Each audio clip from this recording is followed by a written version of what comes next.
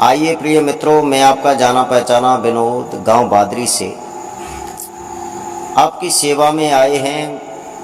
आप इंतज़ार कर रहे होंगे कि कोई वीडियो नहीं आ रही। मुझे यहाँ पे मालूम पड़ता है जब मेरी वीडियो सुबह 7 बजे खुलती है तो आप शाम तक विशेष प्यार और दुलार करते हैं, विशेष सुनते हैं और बहुत अच्छा लगता है। हमको भी अच्छा लगता है कि हमारी वीडियो लोग सुनते हैं। देहाती अनमोल यूट्यूब चैनल के सौजन्य से तो आपको आज बहुत अच्छी कहानी देने के लिए जा रहा हूं आपकी सेवा में, जिसमें आपको मालूम पड़ेगा कि किस तरह से हमारे बहुत अच्छे गायक हुए हैं और कथावाचक जिन्होंने अपने जीते जी विशेष तहलका मचाया था, स्वर्गीय श्री ब्रिजेश कुमार शास्त्री जी, जो मैं हमसे भाई का रिश्ता मानते थे, बड़ा प्यार करते थे, बड़ा दुलार करते थे।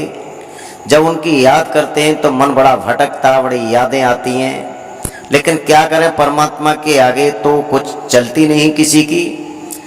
चलो आज वही कथा की उस कहानी की तरफ मोड़ देता हूँ। सन 2013 में फरवरी का महीना था।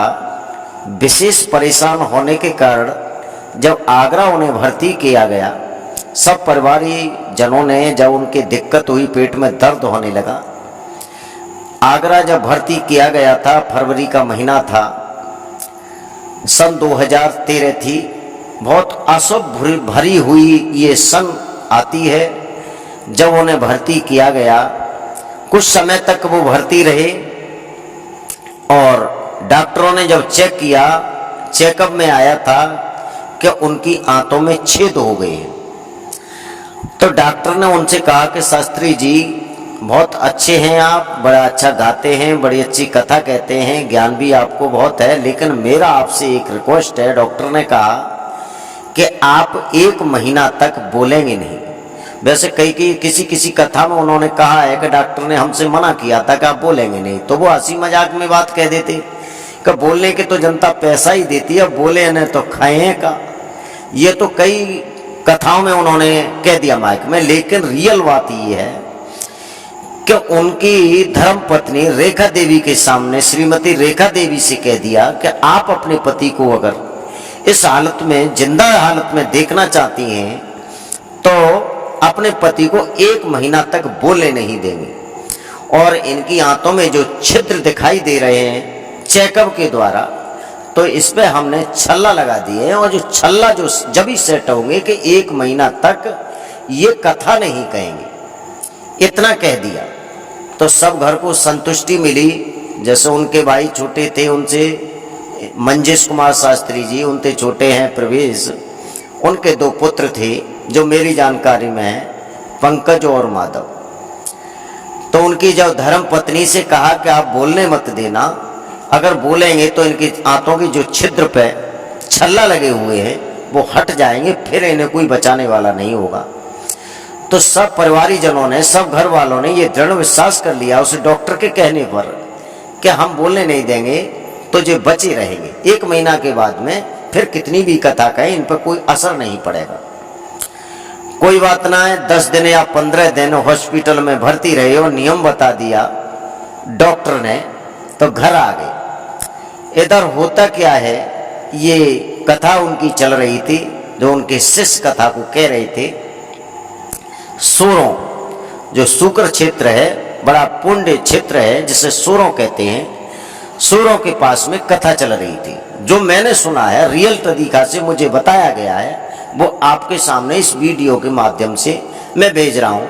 आदरणीय परम श्रद्धेय स्वर्गीय श्री ब्रिजेश कुमार शास्त्री जी के बारे में, क्या उनके रियल तरीका से किस तरह से परमात्मा ने बहुत जल्दी उठा लिया, जो समय नहीं है उठाने का, उस समय से पहले उठा लिया। ऐसे महापुरुष को, जिस महापुरुष को मैं विनोद बार बार नमन करता हूँ, उनके चरणों में प्रणाम करता हूँ। अगर जहाँ तक मेरी आवाज़ जा रही है, जहाँ तक मेरी वीडियो सुन रहे हैं, सब लोगों को ये वीडियो प्रिय होगी। तो भक्तों, चलो उसी मोड़ पर आ जाते हैं जो कहानी हम बता रहे हैं। कथा चल रही थी सोरों। जब सोरों के लोगों ने सोचा, होते ही ये लोग कहते हैं अरे आप ब्रजेश शास्त्री को नहीं बुक करके आए हैं, किसी और को करके आए हैं कि उनके चेलाओं से कथा कहवा रहे हैं। तो जनता तो भूखी है, चाहे तुम्हारी जान निकल जाए, लेकिन उन जनता को तो मौज मस्ती आनी चाहिए। अब कथा वाले लोगों ने सुना कि लोग ऐसे ऐसे कह रहे हैं कि हम ब्रजेश को तय करके नहीं आए, उनकी कथा नहीं हो रही है, कोई और है। तो वहाँ से पार्टी चलती है, मैनपुरी देवी रोड चुंगी पर पहुँचती है, जहाँ उनका आवास बना हुआ था, मकान था। ब्रजेश शास्त्री के जब घर पहुँचती है पार्टी, तो शास्त्री जी पूछते हैं आप कहाँ से आए हैं। उनकी चाय की व्यवस्था, खाने की व्यवस्था उन्होंने करवाई। और ऐसा नहीं, और भी कथावाचक हैं चाय खाने की व्यवस्था नहीं करते हैं, लेकिन हम उनसे परिचित थे, हमें मालूम है कि किस तरह से लोगों को प्यार करते थे। कलाकार छोटा हो या बड़ा, लेकिन सबको बराबर का प्यार देते थे, विशेष उसे मान्यता देते थे। जब उन्होंने भोजन पानी की पूछी, भोजन कराया, उसके बाद में पूछा भाई आप कहाँ से आए। तो उन्होंने कहा गुरुजी हम सूरों से आए हैं, जहाँ इस समय आपकी कथा चल रही है, आपके शिष्य कथा कह रहे हैं। तो ब्रजेश कुमार शास्त्री जी ने कहा चलो कोई बात नहीं, कथा कैसी हो रही है। तो उन लोगों ने कहा कथा तो बढ़िया हो रही है, लेकिन गुरुदेव जनता इस बात को कहती है कि आप ब्रजेश शास्त्री को बुक करके नहीं आए, कथा ब्रजेश शास्त्री की नहीं है, किसी और की है। तो गुरुदेव हम ये चाहते हैं कि आप बिल्कुल मत बोलना गद्दी पर। तब तक उनकी धर्म पत्नी रेखा देवी आ जाती हैं। रेखा देवी उस पार्टी से कहती हैं कि देखो भैया, अगर मेरे पति की आप जिंदगी चाहते हो तो तुम लिवा के मत ले जाओ, चूंकि जे वहाँ पहुँचेंगे और जब पहुँच जाएंगे तो इनका मन नहीं मानेगा। और बात भी सही है, गाने बजाने वाले का अगर कहीं गाना बजाना हो रहा है तो उसका मन मानता नहीं है, चाहे जान निकल जाए। तो श्रीमती रेखा देवी ने कहा था कि आप मत लिवा के ले जाइए, नहीं हमारे बच्चों का जीवन नर्क हो जाएगा, डॉक्टर ने मना कर दिया है। पार्टी मान भी गई। पार्टी ने कहा कोई बात नहीं शास्त्री जी, हम आपको नहीं लिवा के ले जाएंगे। अगर डॉक्टरों ने आपको मना कर दिया कि 1 महीना तक आप बोलेंगे नहीं, आपका डेंजर मामला है, डेंजर बीमारी से जकड़ रहे हैं, आपका अभी डिस्चार्ज होके आया है, तो वो पार्टी मान भी गई थी। जो मैंने सुना है, मुझे बताया है लोगों ने, उनके जो प्रिय शिष्य उन्होंने मुझे पूरी कहानी सुनाई, पार्टी मान गई। उनमें एक बुजुर्ग कहने लगा कि चलो कोई बात नहीं, आप कथा मत कहना, कथा बिल्कुल मत कहना, लेकिन आप हमारे साथ चलो, हम आपकी अलग मंडप बना करके व्यवस्था कर देंगे, जिसमें माइक नहीं रखेंगे, यहाँ संगीत नहीं होगा, केवल आप बैठे रहना, तो हमारी इतनी इज्जत रह जाएगी, लोग ये कहेंगे कि हाँ ब्रजेश को करके आए। जब उन्होंने कहा तो पार्टी जो मने कर रही थी, वो पार्टी फिर सब लोग कहने लगे कि गुरुदेव ये बात सत्य है कि हम आपको गद्दी पर तो बिठाएंगे, लेकिन आपको हम बोलने नहीं देंगे, हमारी ये जिम्मेदारी है। क्यों? कि आपके छोटे छोटे बच्चे हैं और आपकी धर्म पत्नी रेखा जी कह रही हैं कि मेरे पति अगर बोलेंगे तो मामला ज़्यादा खराब हो जाएगा, तो कोई बात नहीं, आप मत बोलना। ये बात कह दिया, पर आप हमारे साथ चलो, आपकी अलग व्यवस्था, मंडप बनाएंगे, गद्दी बनाएंगे, वहाँ बैठ करके आपका स्वागत करेंगे, लेकिन आपको बोलने नहीं देंगे, ये हमारी जिम्मेदारी है। अब ब्रजेश शास्त्री तो इतने देवता आदमी थे, इतने बढ़िया आदमी थे कि उन्होंने कह दिया कि चलो कोई बात नहीं, हम आ रहे हैं, लेकिन मैं बोलूंगा नहीं। पार्टी ने कह दिया बिल्कुल मत बोलना। पार्टी वहां से चलती है, भक्तों पहुंच जाती है पांडाल में सोरो। पीछे से ब्रजेश शास्त्री अपनी गाड़ी में सवार होते हैं और सीधे शुक्र क्षेत्र सोरो पहुंचते हैं। जबकि पार्टी ने अलग व्यवस्था की थी, जब व्यवस्था अलग की थी, लेकिन ब्रजेश शास्त्री वहां नहीं बैठे, सीधे गद्दी पे पहुंचते हैं और चेला जहां गा रहा था, शिष्य उनका गा रहा था, उसके बगल में बैठ जाते हैं। जब बगल में बैठ जाते हैं, थोड़ी देर चेला शिष्य उनका गाता है, कथा कहता है, लेकिन गुरु के आगे शिष्य भी यादें रह जाते हैं, ये तो आपको माननी पड़ेगी। चाहे गुरु के बाद में कुछ भी कहें, कितनी भी बढ़िया सजा के कथा कहें, लेकिन गुरु हो उस समय तो कुछ झिझक लगती है। अब वो शिष्य उनके झिझकने लगे तो ब्रजेश शास्त्री का मन नहीं माना। इधर जनता आवाज दे रही कि ब्रजेश शास्त्री तुम गाओ तुम गाओ तुम गाओ, चूंकि जनता को मालूम नहीं था। अब उन्होंने तुरंत 1 सेकंड में ही कह दिया, हट जा, क्या रो रहा है। यानी अपने शिष्य से कहा, इस तरह से कथा नहीं होती है, जो तुम कह रहे हो, तुम ऐसे कह रहे हो, मत रो रहे हो, हट जाओ। अब गुरु का आदेश चेला नहीं टाल पाया, शिष्य ने एक तरफ अब हट गया और स्वयं गद्दी पे ब्रजेश कुमार शास्त्री जी बैठ गए। पहले तो उन्होंने 10 मिनट धीरे धीरे कथा कही और जनता ने विशेष सम्मान किया, नोटों की बौछार की, जयकारे लगाए और बहुत अच्छी तरह मौन होकर के जनता ने कथा को सुना। बताते 10 मिनट तो उन्होंने धीरे धीरे कथा कही और 10 मिनट के बाद में नाह पर नहीं रुका गया, शेर पर नहीं रुका गया। शेर ने दहाड़ मारी शेर की तरह से, और दहाड़ मारी, उसमें करीब 1 घंटा कथा कही बहुत तीव्र गति से। तो भक्तों ये बताते हैं कि जैसे ही उन्होंने आवाज को खींचा, और आवाज तो उनकी थी, सारे सुर को पार कर जाते हारमोनियम के। जब आवाज धर के खींची, जो छल्ला लग रहे थे डॉक्टर ने लगा दिए, तो वो छल्ले हट जाते हैं। अपने शिष्य से कहा आरती करवाओ, आरती हो गई। गाड़ी में बैठ करके जब दिक्कत उन्हें बढ़ी है, दिक्कत बढ़ने के कारण ही तुरंत ही उन्होंने सीधी गाड़ी फर्रुखाबाद के लिए डाली, जहाँ कोई वैद्य से उनकी मुलाकात होती है। वैद्य के पास जाते हैं फर्रुखाबाद, और फर्रुखाबाद जाकर के दवा लेते हैं, शाम को घर आ जाते हैं, दवा खाते हैं, उन्हें कोई फायदा नहीं होता। रात का जब 1 बजता है, दर्द और बढ़ जाता है, तो सारी रात उन्होंने उठ बैठ करके ही काटते हैं। सुबह 4 बजते हैं। एक उनके ड्राइवर हैं, गुरवेश नाम है उनका, और उनके बेटा हैं माधव, और उनकी धर्मपति श्रीमती आदरणीय जो दुनिया में नहीं रही, रेखा देवी। ये 3 व्यक्ति उन्हें लेकर के सीधे कानपुर के लिए चलते हैं। और कानपुर औरैया के बीच में बताते हैं कि उन्होंने गाड़ी को रोक लिया, और हमारे आदरणीय परम श्रद्धेय श्री ब्रजेश कुमार शास्त्री जी ने कहा कि भाई मुझे कुछ ऐसा लगता है कि मुझे लैट्रिन के लिए जाना पड़ेगा। तो तुरंत ही वो माधव ने पकड़ा है, माधव लेके गए हैं, तो बिठा के आए, उसके बाद में वो पकड़ के लाए हैं। भक्तों हमको नहीं कहना चाहिए इतनी दुख भरी कहानी। उसके बाद में आते हैं, गाड़ी में बैठ जाते हैं।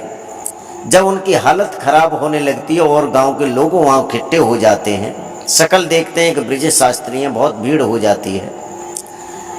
आदरणीय श्रीमती रेखा देवी जी विशेष परेशान और व्याकुल होती है, तो ब्रजेश शास्त्री जी ने एक बार कहा, देवी रोने का इसमें कोई काम नहीं है, ये दुनिया तो आनी जानी है। मेरा साथ था जब तक ईश्वर ने लिखा, तब तक मैं आपके साथ रहा। अब ईश्वर की ऐसी कृपा है कि हमारा तुम्हारा साथ छूट जाएगा। इतना कहते हुए और रेखा देवी के सर पे हाथ रखते हैं, पुत्र माधव के सर पे हाथ रखते हैं और दुनिया से विदा हो जाते हैं।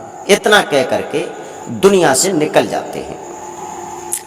जब ब्रजेश शास्त्री के खत्म हो जाते हैं, उनके प्राण छूट जाते हैं, तो रेखा देवी और माधव और गुरवेश की हालत विशेष खराब हो जाती है।